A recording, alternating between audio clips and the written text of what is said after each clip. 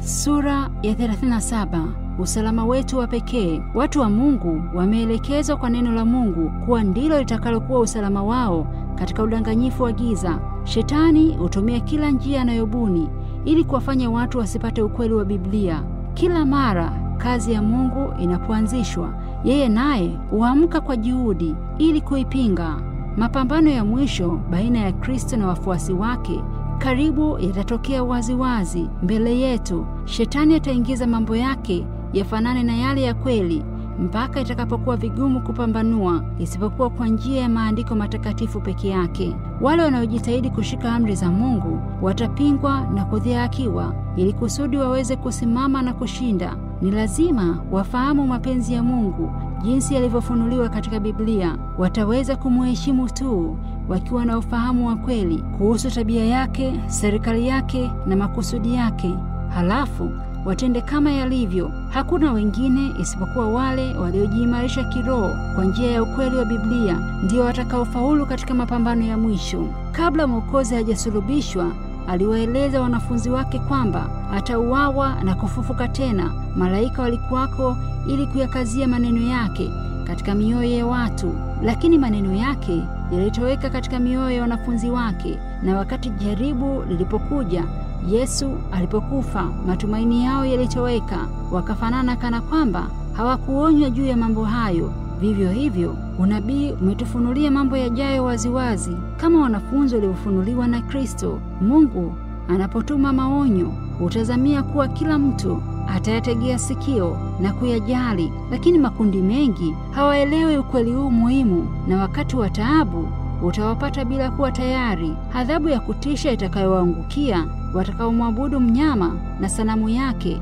Ufunuo sura ya 14 mstari wa 9 mpaka wa 11. Ingewafanya watu waamke na kuchunguza maana ya alama ya mnyama na jinsi ya kujiepusha nayo, lakini watu hawashughuliki na ukweli wa Biblia na mafundisho yake, kwa sababu Biblia huwaangalia katika tamaa zao za dhambi. Shetani huwapa kile wanachotaka, yaani udanganyifu, lakini Mungu atakuwa na watu wenye kushika Biblia na mafunzo yake peke yake. Ndiyo kanuni ya maisha na msingi wa matengenezo yote. Mawazo ya wataalamu na tafsiri potofu za Biblia wanazoeleza watu wa sayansi na mashauri yaliyofanywa na kuamriwa na mabaraza kwa kura ya wengi, hata mojawapo lisingefikiwa katika ushahidi wa mafundisho. Sisi tungeshikilia neno kuwa ndivyo asema Bwana. Shetani anawatazamia watu kwa wachungaji wao na wataalamu wa teolojia kuwa ndio wanatosha kuwaongoza, badala ya kuangalia Biblia na kujisomea wenyewe.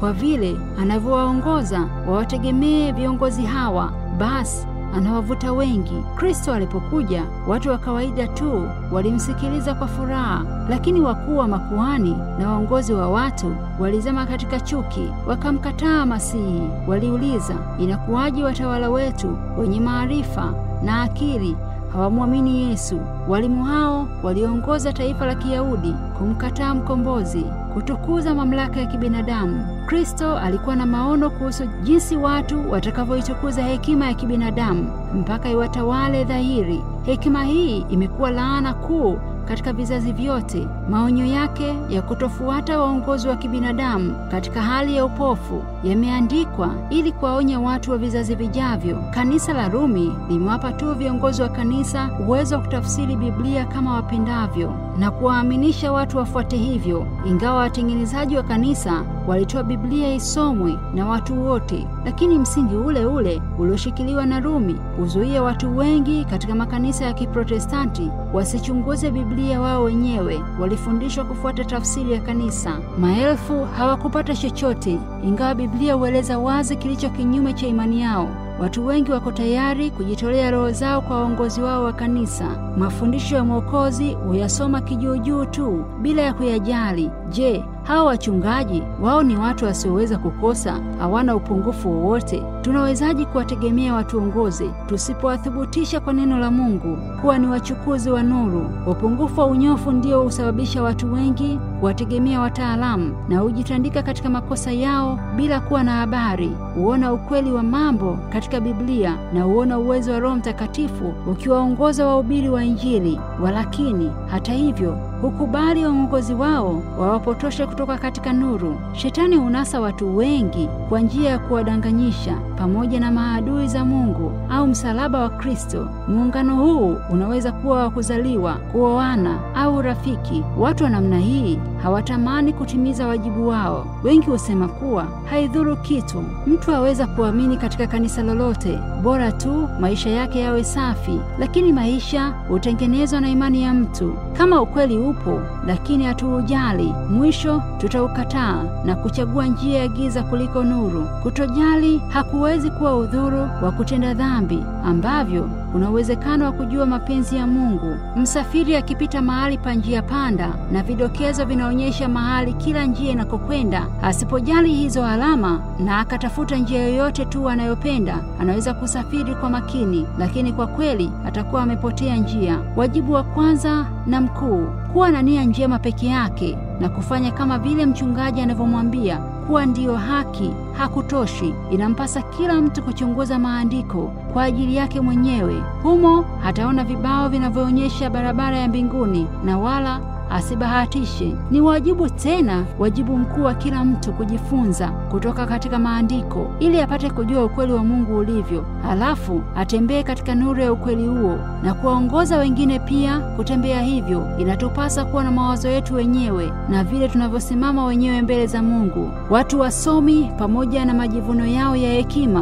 hufundisha kuwa maandiko yanazungumza kwa njia ya siri sana na lugha ya kifumbofumbo isiyoeleweka kwa watu wa kawaida. Watu hawa ni walimu wa uongo. Lugha ya Biblia ingeelezwa kwa namna yake hasa kama ilivyoandikwa, isipokuwa pale mifano au vielelezo vinavyotumiwa. Kama watu wangeichukia Biblia jinsi ilivyo, kama inavyosomeka, kazi ya kuwaleta watu maelfu zizini mwa Kristo ingekamilika. Watu hao ambao sasa wanatangatanga katika makosa, maandiko mengi ambayo wataalamu huyapitia bila kuyajali, humfaa sana kumfariji mtu yule aliyejifunza katika skuli ya Kristo. Kuielewa Biblia hakutegemei akili ya mtu na elimu aliyonayo, bali hutegemea jinsi mtu alivyotia nia yake na kuwa na kiu ya haki ya neno la Mungu. Matokeo ya kutosoma Biblia na kuomba, Biblia isingalisomwa kamwe bila kuomba. Roho Mtakatifu pekee ndiyo hutuwezesha na kutufanya tufahamu mambo ya Biblia au kutuzuia tusinyang'anywe ujumbe unaonekana kama mgumu. Malaika wa Mungu huandaa mioyo ili kupokea neno la Mungu. Tutapendezwa na uzuri wake na kuimarishwa na ahadi zake. Majaribu kila mara huonekana kana kwamba ni magumu, kwa sababu wenye kujaribiwa huwa hawakumbuki ahadi za Mungu na kukutana akiwa na silaha ya maandiko matakatifu. Lakini malaika wa Mungu huzunguka wale walio tayari kufundishwa na watakumbusha ukweli wanaouhitaji. Atawafundisha yote na kuwakumbusha yote niliyowaambia. Yohana sura ya 14 mstari wa 26. Lakini mafundisho ya Kristo lazima yawe yameota kamili mioyoni, ndipo Roho Mtakatifu apate kuwafundisha wakati wa hatari.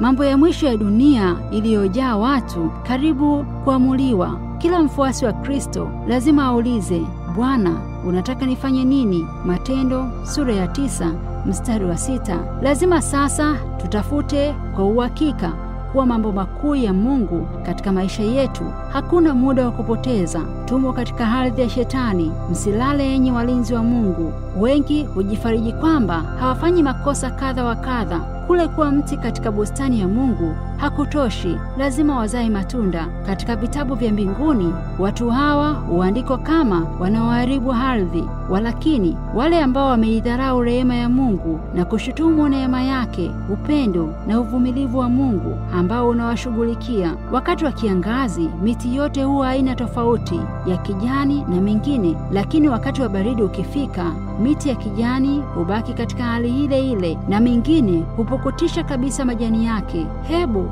upinzani wa aina fulani utokee, hebu dhiki itokee, hebu mateso yachemke. Wakati huo wanafiki na wajipendekezao wote watakana imani yao, lakini Wakristo wa kweli watasimama imara. Imani yao itadumu kuwa imara, matumaini yao yatang'aa kuliko wakati wa raha na mafanikio. Maana utakuwa kama mti uliopandwa kando ya mji, uenezao mizizi yake karibu na mto. Hautaona hofu wakati wa hari ujapo, basi jani lake litakuwa bichi, wala hautahangaika mwaka uchache wa mvua, wala hautaacha kuzaa matunda. Yeremia sura ya 17 mstari wa 8.